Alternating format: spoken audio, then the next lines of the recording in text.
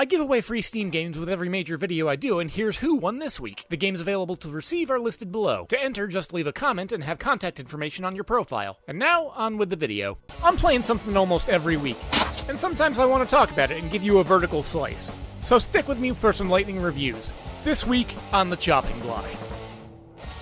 This week I've been playing Backpack Hero. I started playing Stalker, Shadow of Chernobyl, but between that and my Starfield playthrough, as well as my usual excuse of work, there are only so many hours in a day. So instead, let's talk about a game that initially came across as rather insubstantial, but I keep coming back to it, so here we are. Backpack Hero starts off with you playing as a little mouse girl named Purse as she's exploring some nearby catacombs for resources. She stumbles across a magic backpack that grows as you wander into the dungeon and gain experience. As the backpack grows in size, you can fit more items, many of which have their own subset effects on encounters with creatures that you must fight or navigate around. Thinking about it, it seems like someone decided to take the inventory management system of Resident Evil 4 and expand it into an entire dungeon-crawling roguelike RPG. Although I don't know if dungeon crawling would really apply as an appropriate term. In reality, you're shown segments of a map, and all you have to do is click on the part of the map you want to go to. In fact, most parts of the game are extremely simple to navigate. Combat is boiled down to clicking on the enemy you want to affect and then clicking on the weapon you want to use on their face. When you get out of the dungeon and back to your home base/village, you can just click on wherever you want to move or whoever you want to interact with. On PC, the game is entirely navigable using only a mouse, but it does also translate rather well to the Steam Deck, which has turned into one of my favorite places to score a quick hit run on this game right before bed. You see, under this extremely simple presentation and streamlined interface lays a game with almost jarring levels of complexity compared to what I initially experienced. The early game eases you in somewhat gently with the item and inventory management. It gives you a simple sword, a shield for defense in order to weather opponent turns, and an item that allows you additional action points in order to perform more tasks on your own turn. Soon you're introduced to more item and weapon types with their own unique mechanics and operations that force entirely different means of thinking and associated inventory management schemes. You see, some items require that they either be touching others in order to operate properly, or operate at all, or you may receive bonuses to boost your damage or defense as needed, and all of this has to take place within the limitations you set with however you decide to build your own backpack out. One illustration of these mechanics at work are one mission I performed based around whetstones.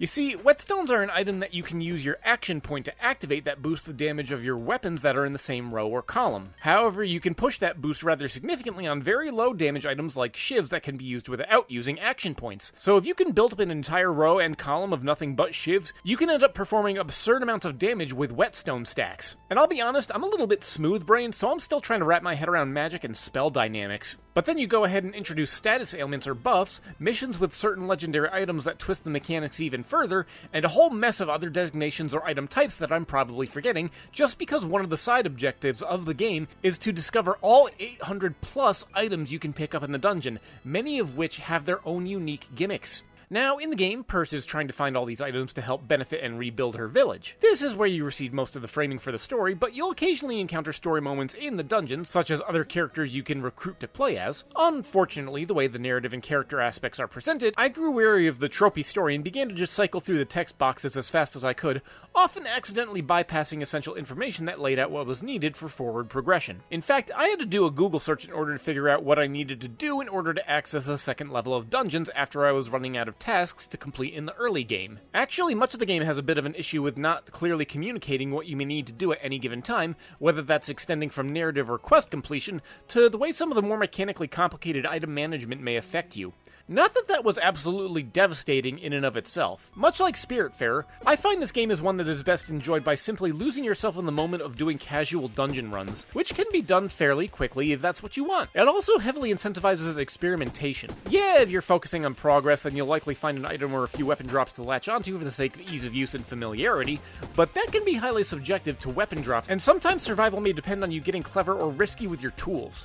Of course, as with most roguelikes, you can get thoroughly screwed over with just the certain item combinations that just don't mesh very well together, or you may start out trying to build a certain way, but in the latter half, the RNG may not be willing to cooperate. A liberal autosave feature ensures that you usually are able to go back and retry some of the more difficult encounters, but I've also lost some fairly substantive runs by having a loadout that wasn't able to see me through some trickier boss sequences. Although, given interlocking systems in place, sometimes me succeeding or failing a more difficult fight came down to a single order of operations with my clicks. And And believe it or not, you can even mix things up further with different characters you can unlock. For instance, you unlock another character by the name of Satchel, and whenever you unlock spaces for his inventory, they come already prearranged in Tetris-like blocks, and he sucks at combat, so you get to access entirely different ranges of tools that end up making enemies switch sides. Time after time, this game just continues to throw new gimmicks and complexities at you, and while the mechanics may not necessarily be pulse-pounding or exciting, I was always being mentally stimulated in some place or another. All this from a cutesy pixelated little game about managing your bags.